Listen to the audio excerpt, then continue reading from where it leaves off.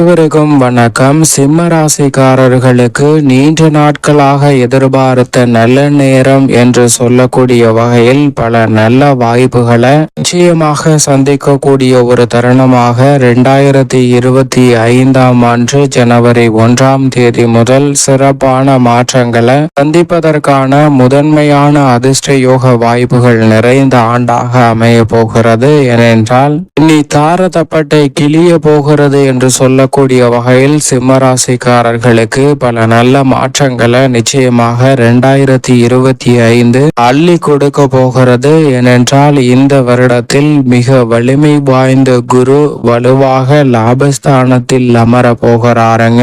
அதே சமயம் அவருக்கு நேர் எதிராக அஷ்டமஸ்தானத்தில் திருக்கணிதத்தின்படி சனி அமருகிறாருங்க.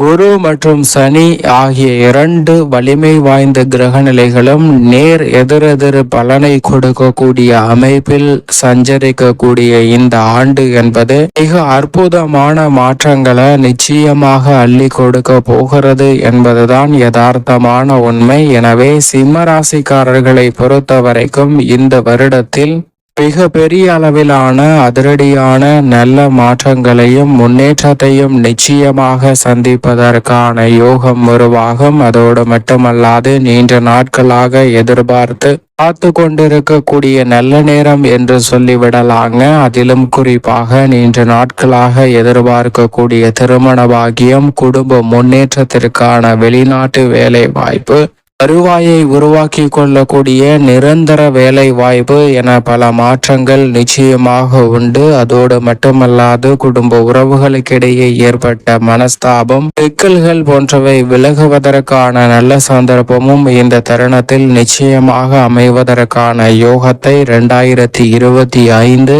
வலுவாக உருவாக்கி கொடுக்க போகிறது. இந்த தருணத்துல பொருளாதார ரீதியான கடன் சார்ந்த தொல்லைகள், சங்கிலி தொடர்போல் நின்று கொண்டிருந்த கடன் சார்ந்த கந்துவட்டி தொல்லைகள் உள்ளிட்ட பல பிரச்சனைகள் முற்றிலுமாக மாற்றத்தை சந்திக்க போகிறது. ஏனென்றால் மிக வலிமை வாய்ந்த கிரகம் என்று சொல்லக்கூடிய குரு லாபஸ்தானத்திற்குள் நுழைகிறாருங்க. இந்த வருடத்தில் இது மிக பெரிய அளவில் வரவேற்கத்தக்க ஒரு அமைப்பாக பார்க்கப்படுகிறது. நவ கிரகங்களிலும் 2025ஆம் ஆண்டில் மாற்றம் ஏற்படுகிறது. சனி கண்டச்சனியாக ஆட்சி பலம் பெற்று சஞ்சரித்து வருகிறார். முற்பகுதி மார்ச் மாதத்திற்கு பிறகு அஷ்டம சனியாக சனி அமர்கிறாருங்க. இது நிச்சயம் சாதகமற்ற அமைப்பு தான். ஆனால் அதே வேளையில் அஷ்டமத்தில் நிலை கொண்டிருந்த நிழல் கிரகமாக இருக்கக்கூடிய ராகு இந்த தருணத்தில் சப்தமத்திற்குள் நுழைகிறார். குடும்பஸ்தானத்தில் இருந்த கேது ஜென்மத்திற்குள் நுழைகிறாருங்க. இது சில நேரங்கள்ல சாதகமாகவும் சாதகமற்ற அமைப்பையும் உருவாக்கி கொடுக்கிறது. ஆனால் இந்த வலிமை வாய்ந்த 3 கிரக நிலைகள் சற்று சாதகமற்ற அமைப்பிற்கு செல்கிறது என்பதுதான் யதார்த்தமான உண்மை. சனி, ராகு, கேது கிரகநிலைகளின் அமைப்பு சாதகமாக இல்லை என்றாலும் கூட அஷ்டமஸ்தானத்தை ஒப்பிடுகையில் ராகுவினுடைய செயல்பாடுகள் சப்தமத்தில் நல்ல மாற்றத்தை நிச்சயமாக உருவாக்கி கொடுக்கும். அந்த வேளையில் பார்க்கும்போது லாபஸ்தானத்தில் ராசிக்கு சகாயமானவராக குருவும் நிலை கொண்டிருக்கிறார். எனவே அஷ்டம சனியின் பிடியில் நுழைந்தாலும் கூட சிம்ம ராசிக்காரர்களுக்கு இந்த 2025 பெரிய அளவிலான சிக்கல்களை சந்திக்க வேண்டிய சூழல் இல்லை என்பதை திட்டவட்டமாக உறுதிப்படுத்துகின்றன வலிமை வாய்ந்த கிரகநிலைகள். அதோடு மட்டுமல்லாது செவ்வாய் விரயத்தில் வருடத்தின் துவக்கத்தில் இருக்கிறார். அதற்கு பிறகு ஜென்மம், தனஸ்தானம் மற்றும் தைரியஸ்தானம் என பல மாற்றங்களை சந்திக்க போகிறாருங்க. செவ்வாயினுடைய மாறுதல் இந்த வருடத்தில் பெரும்பாலும் முற்பகுதியை தவிர பல நல்ல வாய்ப்புகளை இந்த வருடத்தின் துவக்கத்தில் சில மாதங்களுக்கு பிறகு மிக சிறப்பாக அமைய போகிறது. எனவே நிச்சயமாக மங்களகாரகன், பூமிகாரகன் என்று சொல்லக்கூடிய செவ்வாயின் ஆளுமையும் இந்த வருடத்தில் அதீதமாக வெளிப்படக்கூடிய வாய்ப்பு உள்ளது. எனவே தனி அஷ்டமத்திற்குள் நுழைந்தாலும் அவருக்கு நேர் எதிராக செவ்வாய் மற்றும் குரு ஆகிய கிரகநிலைகள் செயல்படக்கூடிய இந்த தருணம் என்பது மிக பெரிய அளவிலான சங்கடங்கள் தடங்களை நிச்சயமாக விலக்கி நீண்ட நாட்களாக எதிர்பார்த்த நல்ல நேரத்திற்கான வழியை நிச்சயமாக உருவாக்கி கொடுக்க போகிறது. அதோடு மட்டுமல்லாது ராசியின் அதிபதியான சூரியன், சுக்கிரன், புதன் மற்றும் சந்திரன் ஆகிய 4 கிரகநிலைகளும் 12 இடங்களிலும் வலம் பெற போகின்றன.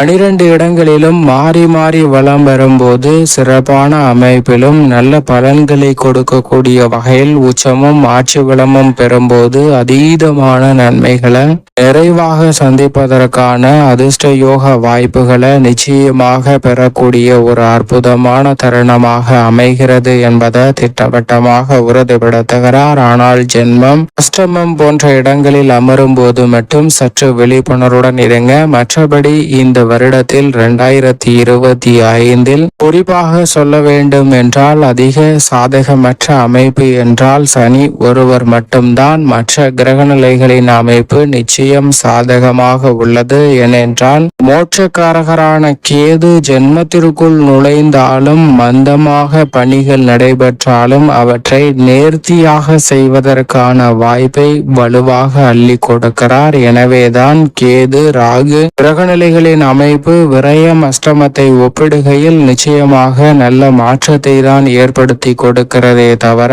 பெரிய அளவிலான சிரமத்தை ஏற்படுத்தாது. எனவே இந்த தருணத்தில் மிக விரும்பிய பல நல்ல வாய்ப்புகள் தாமாக அமையக்கூடிய நல்ல வாய்ப்புகளை நிச்சயமாக உருவாக்கி கொடுக்க போகிறது. குடும்ப ரீதியாக பண வரவிற்கான சாத்தியக்கூறுகள் அதிகரிக்குங்க. லாபஸ்தானத்திற்குள் குரு நுழையும் போது குடும்ப வருமானம் நிரந்தர வருமானமாக மாறுவதற்கான முதன்மையான யோகம் நிறைவாக கிடைக்கிறது. வீண் விரய செலவுகள் கட்டுக்குள் வரும். கணவன் மனைவிக்கிடையே ஒற்றுமை அதிகரிக்கும். தற்காலிகமாக பிரிந்து சென்ற கணவன் மனைவிகள் மீண்டும் இணைவதற்கான யோகமும் உண்டு. மனதை வாட்டி வதைத்து வந்த பல்வேறு வகையான டென்ஷன்கள் குழப்பமின்றி விலகும். பூர்வீக சொத்துக்கள், நீதிமன்ற வழக்குகள்ல நல்ல மாற்றத்தை சந்திப்பதற்கான சூழல் உண்டு. உத்தியோக ரீதியாக சனி அஷ்டமத்திற்குள் வருவதால் சற்று பணிச்சுமை என்பது அதிகரிக்கலாங்க. ஆனால் பொருளாதார ரீதியான சிக்கல்களை சந்திப்பதற்கான சூழல் இல்லை.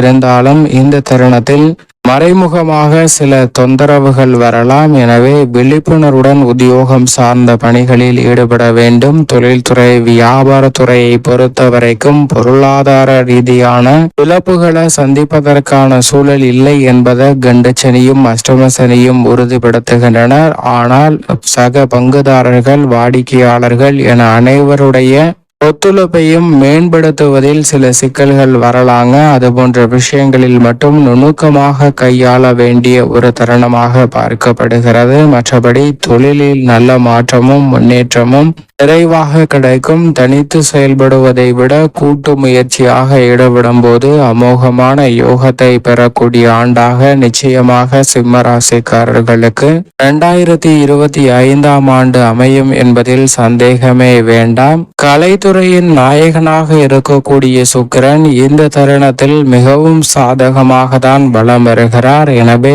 புதிய வாய்ப்புகள், மிக பெரிய அளவிலான வருமானத்திற்கு வழிவகை செய்யக்கூடிய வகையில் சாதகமாக அமைவதற்கான யோகம் உண்டுங்க. சிறிய முதலீட்டிலே மிக பெரிய அளவிலான லாபங்களை நிறைவாக பெறுவதற்கான யோகம் நிச்சயமாக இந்த தருணத்தில் நிறைவாக கிடைக்க போகிறது.